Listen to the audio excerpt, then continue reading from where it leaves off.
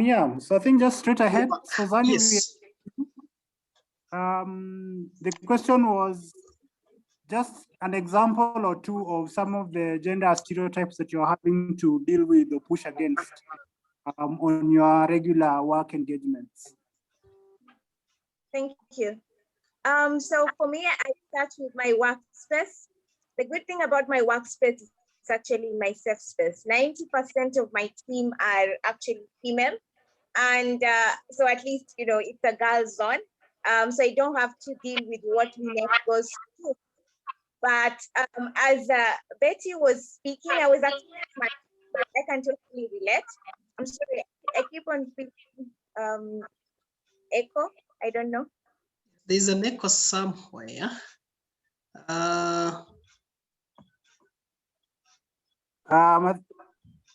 Everybody can just mute their microphones. I think it will make it better. Yes. All right. So begin again, Zania, so that for the purpose of sake of a good recording, just begin again. Okay. Yeah, so personally for me, a good thing I don't have to deal with a lot of gender stereotyping in my workspace, because the good thing, my workspace is my safe space. 90% of my team are female. But then as Betty was sharing, I kept on smiling because I could relate to some of the challenges that she mentioned. Each time a man would enter my office, they would ask for, you know, so who is the chair, who is the president, who is the director of this organization? And then each time they were directed to me, I would in some way feel the disappointment, you know, in their faces. It will like show, they can't even hide it anymore. They'd be like, you? And then, you know, they start asking you questions. How old are you? Are you married? You know, are you sure? And I remember actually yesterday, a man kept asking me, are you sure? Are you the founder? So are you the co-founder? Or are you the founder? Are you the acting founder? He even asked me if there's the acting founder. I didn't even know if that was a thing. Because, you know, it's they believe this is a male sphere. And even for the women who would come there, you know, I come from a conservative community. Most of the elder women, they never went to school. You know, they were made to believe that education is haram, not that important, against our cultures and all that.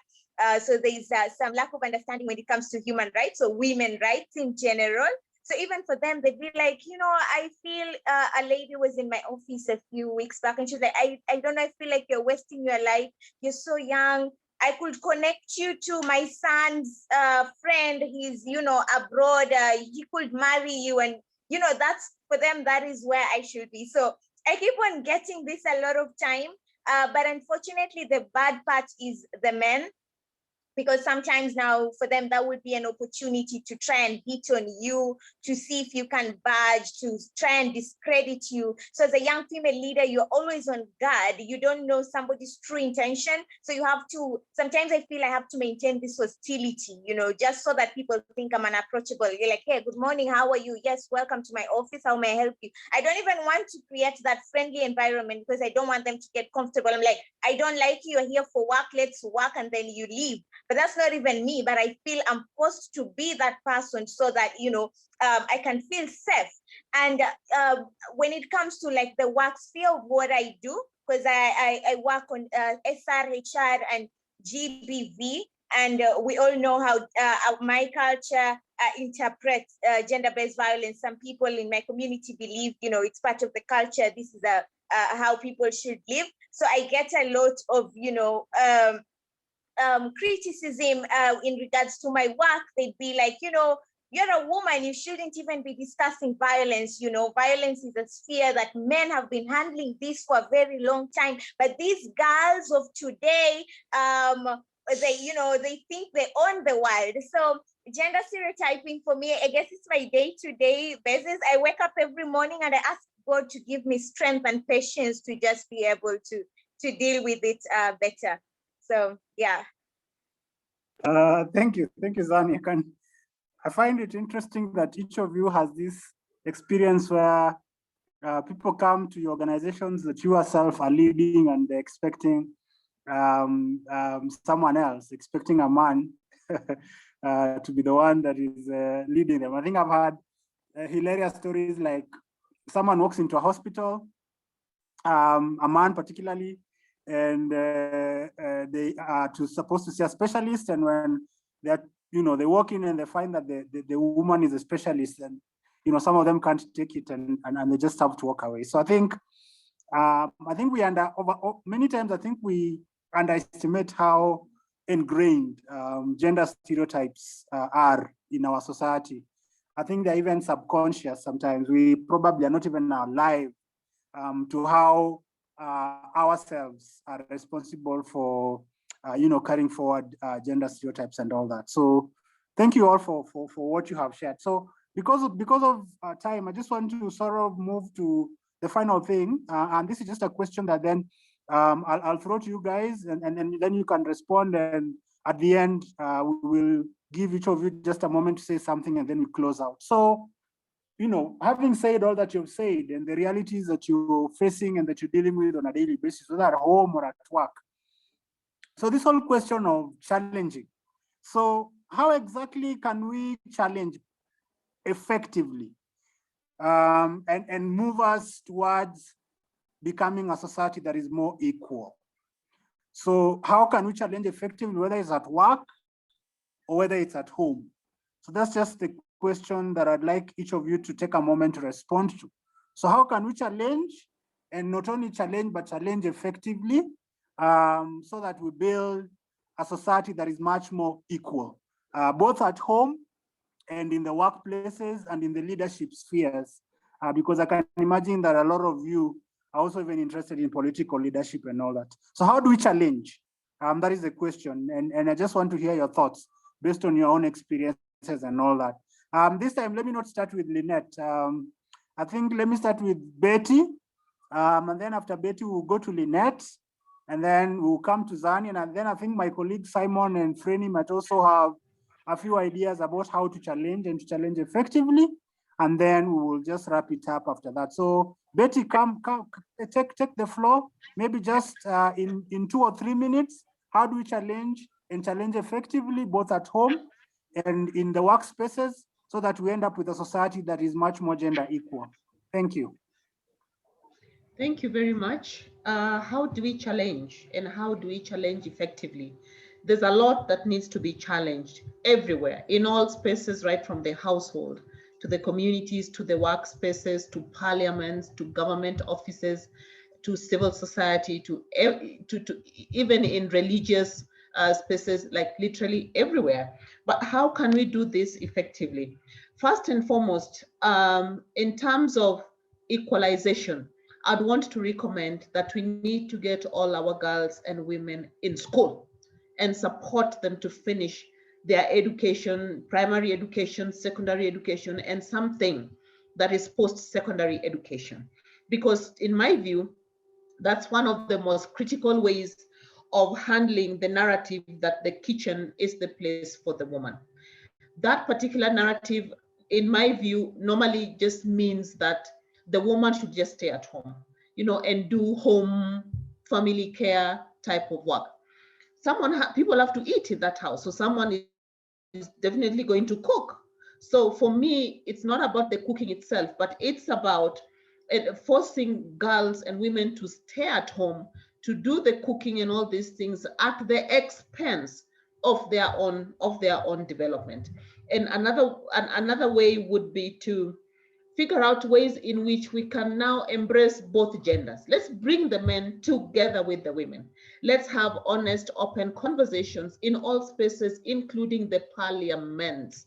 The reason why we do not have the 2/3 gender rule, already passed where it needs to be passed, bottom line boils down to what we're talking about today. Some of the stereotypes that you see, if you empower them, they're going to take over, they're going to rule us, they're going to do this, that, and the other. And it kind of looks like it's becoming a war of some sort between men against women and women against men. And if it is approached in a confrontative manner like that, then of course not much is going going to go back to the households, back to the cradle, because stereotyping is a behavior and all behaviors are learned. And in as much as they are learned, they can also be unlearned. So that place where character, behavior of a child, boy or girl, is being shaped, that is the place where it needs to be gotten right. The shapers, of this character and behavior need to be aware of some of this stereotyping, especially against women and in some cases against men, and fix them at that level, so that when your son is carrying a basket of maize going to the maize mill to grind the flour, it should be a normal thing, not people laughing at that child, and more importantly, not girls laughing at a boy who is trying to do that. We need to do a lot of mentorship, especially for the women and the girls, because it's one thing to be qualified to be CEO of an organization. It's another thing altogether to be effective at being a leader of your organization or being a leader in whatever field it is that you are. And lastly, we also need to look at the policies and figure out ways in which we can identify some of the structural barriers or some of the structural things or situations that are actually fostering the things that are stereotypical that we need to be challenging. It's one thing to challenge it at community, family level. It's quite another different ballgame to challenge it also at policy level. So if we can do both levels, then we can be sure that we're talking about a sustainable way of challenging these stereotypes for the betterment of both our men and our women, our girls and our boys. Thank you. Thank you. Thank you, Betty. Some really, useful points there. And I like the way you used my story without pointing out that you, anyway, that's fine. And this I will throw to Simon and Fran, even as I switch to Linet. So what is the role of media in all of this, in how to challenge effectively and to help us build a society that is much more equal? So Fran and Simon, as you think about what you'd like to say, one of the things I'd like you to reflect on is how can we use media in this whole experience of challenging?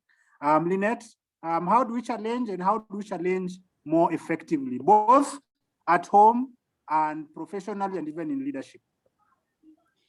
Thank you, Harrison. I will talk about three things: step out, voice out, and role model. And if I can start with the step out. Stepping out is, not sitting back and waiting for things to be done for you. For us, we are saying, for instance, that women have been marginalized in social, economic, political, spheres. But our role as women, for us to challenge that, is to step out and venture into those very things that we feel that we are marginalized in. For instance, when it comes to politics, now our constitution provides that women can run, in any position. The constitution provides that in any representative position, women must be there. And therefore we must step out to be counted. We must step out and say we can be able to run for these positions. We must step out, just like Betty said, that she stood out, she stepped out and was running for gubernatorial position for Nairobi. That is stepping out. So we cannot sit back and wait to be called. Women must step out. Another way of challenging is by voicing out. We must speak out. When we are challenged, when we are stereotyped, we must voice out, we must speak out. And even as Harrison is talking about media, that was also in my mind, that we don't only speak out when we are given the platform. The platforms that we have right now in technology are enough for us to speak out. Every day we have space in our Facebook pages, in our Twitter. We can talk about these things and we can voice out, we can talk about it. But even as we talk about, issues that are affecting us as women, I think I want to pick something that Betty mentioned, education. You cannot talk about something that you do not know. And so women must come out and be able to get the facts. They must go to school, they must get education so that they can compete with men at the same level. But at the same time, if you are not, for instance, privileged to go to school, we have opportunities that you can also get information. We can get information through Google. We can get information through even our televisions, through our radio, listen to news, read newspapers, you know, inquire, get information so that, for instance, when people are debating about, you know, issues of politics, you can also voice out. You can also say, now my stand is this and this and this because I know. But you know, you cannot voice out on something that you do not know. So women, you know, as we say in Kiswahili, wajitume, so that they are able to know, so that when people are talking, they can also speak out and speak out factually and be able to debate on the same level. And lastly, I want to say that for us to challenge, you know, to choose to challenge these stereotypes and this marginalization, we must be able to role model. I want to give an example for where I settled. Where I settled in, and I think maybe some of you know where I settled in Mwatate, it's a very dry area. And when I started telling people we need to plant trees, you know, people thought it was, you know, an idea that cannot be done. But I decided to plant trees in my own compound. And in a few years, people were able to see that my compound was full of trees, and so they were able to follow. At the same time, when we talk about, for instance, leadership, we should also be able to role model, show the girls, show the women that we can also be in the forefront, not necessarily in elective positions, even in appointive positions, in competitive positions. When a position is advertised, for instance, let the women apply and let them go and compete. And when they compete and they're appointed, then we are role modeling for our fellow women and for our fellow girls to show them that we can actually be able to sit in these positions, in decision-making tables. We can be able to compete with men. We can be able to do what God has enabled us, you know, has given us as potentials to be able to benefit our country. So I can summarize that as those three things that we need to step out, we need to speak out, and we also need to role model as women. Thank you. Thank you, Linet. You summarized it so well. I think it's the impact of the PhD. Yes, we need to even I had to say that. But even Martin Harrison, by the way, yeah? If I may just butt in before you move on to Zani, as Linet was speaking about voicing out and speaking out and mentioning the platforms that you can do that. I remember that you also have an initiative called Arche Africa. Arche Africa. Would you just in a minute just describe what Arche Africa is doing? Oh, thank you. Actually, that is an initiative that came as a result of Miss President. Miss President, you know, inspired me to using media platform to be able to reach out. So Arche Africa is a platform for women to come and showcase what they are doing at grassroots root level.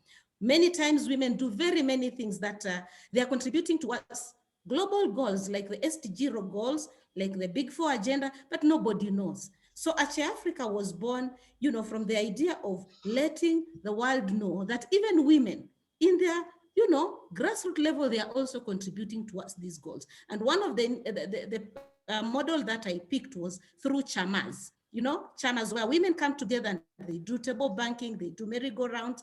And I used that to showcase through a TV program where they come and they tell us what they are doing at grassroots level, and we bring in an expert to be able to explain to them how they can do it best. So Arche Africa was born out of that. Arche means women, it's an African word. So when we say Arche Africa, arise, it's women of Africa, arise, and let the world see that we are also able to contribute towards building this world of ours. So that's an initiative. You can go to my YouTube and you can also see what some of the things that we are doing. And it was inspired specifically by Miss President. What is the YouTube page? Okay. It's Arche Africa. Arche Africa, thank you. Just go to. All right, Harrison, continue. Okay. Yeah, Zani, it's your time. So how do we challenge effectively so that we build a more equal world? Just your very quick thoughts on that. Harrison, honestly, after listening to Linet and Betty, I don't think I have more to add on that, to be honest, because they just summarized everything so perfectly. And, you know, it was so well elaborated. but just to insist on particular facts that I find very important, because I always say we are never going back to the world that we had. Things are different now, and we cannot keep on having the same ideologies, the same traditional and cultural ideologies that have been happening for a very long time. We are shifting, and it's no longer optional anymore. It's compulsory. This is happening. Change is happening. So when it comes to how we challenge, I will say this is not the duty of one individual. It's no longer about me. It's no longer about you, Harrison. It's about all of us, which is why when Linet mentioned family as a foundation, it touched me. Because for us in the coastal community, we say, samaki mkunje angali mbichi. You start when the person is still young. It's easier to reshape that when they're still young, because right now, having the same conversations with the elder men and having the conversations with the younger generation, it's actually more impactful to the younger generation. I also understand, as much as we say the older generation can also relearn and, you know, we can get there. But then how about we start in our own households? We start with our own children, our own brothers, our neighbors, our sisters, our fathers also, to remind them about the gender stereotyping that is going on.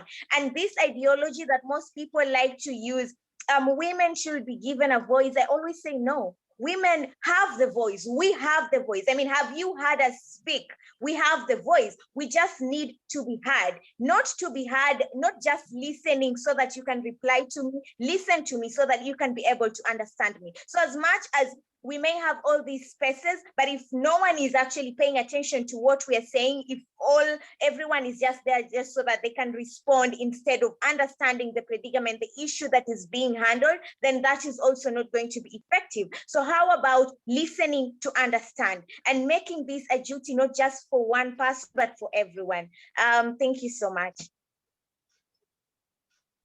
Wow, and I hope that we are doing what you're saying, and that is we are not just listening to respond, but we're listening to understand. We're listening to really feel where you're at. I think that's been very well said, like you just highlighted. I wouldn't add much. All I would add is be in agreement with all of you that the involvement of men is critical in terms of helping us achieve a world that is more equal. And I think that, you know, more and more men need to you know, step up to the plate and do their bit. And I think, you know, personally in my little way, I'm doing that. I think with the kind of work that we do at Media Focus on Africa in regards to, you know, gender equality, I think we are also doing that. In fact, one of our approaches at Media Focus on Africa is to always have conversations at the community level. And a lot of the times we have these conversations with men within the communities around gender equality. So I think the point of the involvement of men is important. It's one that we at Media Focus on Africa underscore and consistently seek to get more men engaged and involved in trying to create a more equal world. So before we end up, Franny and Simon, just very quickly, because we don't have a lot of minutes left, just very quickly, how can media be useful to us in this quest to challenge so that we build a society that is more equal for everyone? So let me start with Franny and then Simon, and then we will wind up after that. Just very quickly. Yeah, thank you. So Linet has spoken more on grassroots media, and so I think I'll speak on mainstream media. I think the media can really help if women in media were to rise to more managerial positions, more decision-making positions, because as it is, mainstream media as it is now, the data and the research that has been done shows that women are still not well represented at decision-making levels in the boardrooms, and so that then influences the editorial narrative in a big way. So it's up to us, organizations like Media Focus in Africa, to contribute to that, to see that we are still, you know, putting this out there, that there is a call for more and more women to manage the media houses, to run the media houses, and even to own them 100%, because then the narrative is slightly is going to be slightly different from what we have now. Zani rightly mentioned, women don't need to be given a voice. It's obvious. We do have a voice, but because of the way the mainstream media is structured, then the voices of women are often drowned or are often portrayed in ways that are stereotypical. So I believe that there's a serious call out there from the world all over to have women making decisions in mainstream media.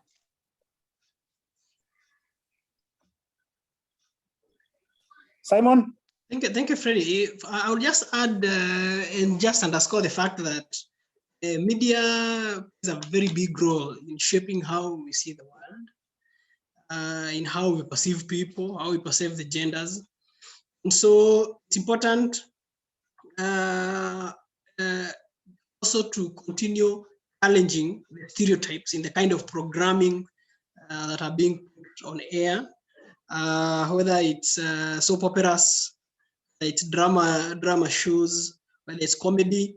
There's the way women are portrayed. So there's need also, even as Fren is saying, for more women to be in leadership positions, as producers, as directors, as editors. Those are the kind of scripts that are made, and that and the script that influence the kind of shows that people see also begin to portray women better, because then that begins to shape also how people begin to see women. Media, in a big way, will shape how, especially in the world of today, with social media, so much information available. And so if that information is also not right, then we also have many more people, unlike in the earlier days, we have also many more people accessing the wrong information, and therefore, in a way, entrenching the stereotypes that have been there. So it's also important to continue working also with the male journalists who are there before even the women, more women get to those positions, the male journalists, the male editors, the media owners, also to begin working with them to portray women better, ask the right questions when we have interviews. You know, it's interesting how, as just to pick up from something Linet had said about being in the bedroom with other CSCs, but because she's a woman, expected to serve tea. So it's also interesting how when you bring women politicians, sometimes on panels, you know, they asked about their families, in a way soft issues. And also that in a way also continues to entrench what they are wearing. Nobody's interested in what the main politicians are wearing. Nobody's interested whether they have a wife or two, you know. But then when you ask questions, the women, those kind of questions, then it's considered again to entrench the stereotype and the narrative that that is what women should be about. That's their space. So, so it's also important for organizations like us, for people to also continue engaging editors and producers, also ask the right questions, portray women better, and then slowly by slowly we begin to change how women are portrayed, and overall, you know, there's equality, and all of us are doing better. So I think I can say that, and then back to you, Harrison. All right, yeah, very good observations. I think there is no gainsaying the value of media and how the representation of women, the representation of issues, the framing of issues, the prominence that issues are given, how that is useful in terms of shaping narratives and how we view the world. So I think the challenge is for us, Media Focus on Africa and organizations like ours that work in the space of media, to continue to challenge how media operates, challenge editorial decisions, challenge even you know, the makeup of the leadership within media, and all that, so that we can also have a media that puts out content that pushes us towards a more equal and a more balanced world. So I think that is the thing to underscore. So thank you all for your time today. So as we wind this up, I want to come back to Zani, I want to come back to Linet, and I want to come back to Betty, and I will come back to you in that order. So we'll start with Zani, and then we'll go to Linet, and then we'll finalize with Betty. So it's 2021. We are celebrating the International Women's Day on Monday. What is your one rallying cry or rallying call that you'd like the world to hear, even as we celebrate International Women's Day 2021? What is your one important message to the world on the occasion of International Women's Day 2021? I'll start with you, Zani.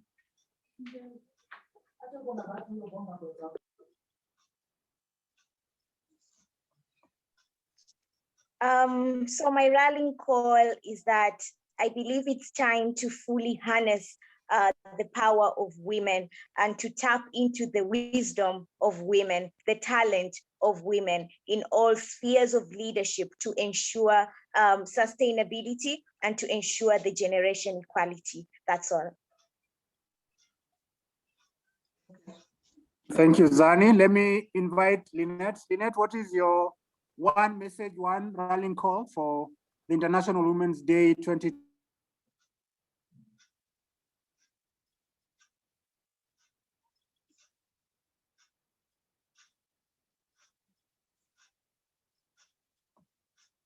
During this International Women's Day is to say, women arise, because you have the potential. And that is my clarion call for my program, Archie Africa Arise. It simply means women of Africa arise. But this time I'm saying women worldwide arise, because the space is there, you have the potential to change the world. So let us join the men. We are not putting away the men, we are joining together with the men so that we can be able to change the world. So my one message is, Archie Africa arise, women of Africa arise. The space. Thank you, Linet. Finally, Betty, in the next 1 minute, what is your rallying call for 2021 International Women's Day?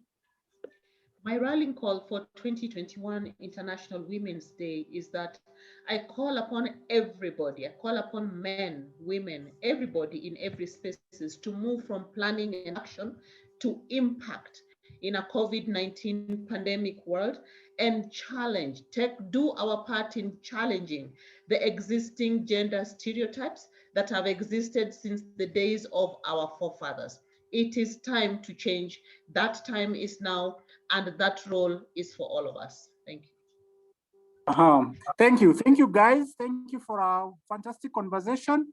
My team will look at the recording and use different sections of this recording for the International Women's Day on Monday. So look out, but I'm sure that they will tag you as they put out different portions of this conversation out on our social media pages. So once again, thank you very much. I wish you all a fantastic International Women's Day and look forward to seeing you soon. Thank you. Thank you everyone. Thank you, media. Thank you for your time and for your insights. Yeah. We hope to come together again soon as Miss Presidents. We are really longing to be together again.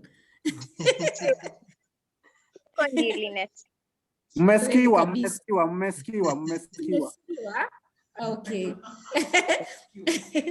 Zani, good to see you. It has been long. I know. Good to see you too, Mama. All right. I think I need to end this and then we can catch up on other platforms. But thank you. Have a good weekend. Thank you for your time and have a wonderful, blessed weekend. Okay, you too. All right.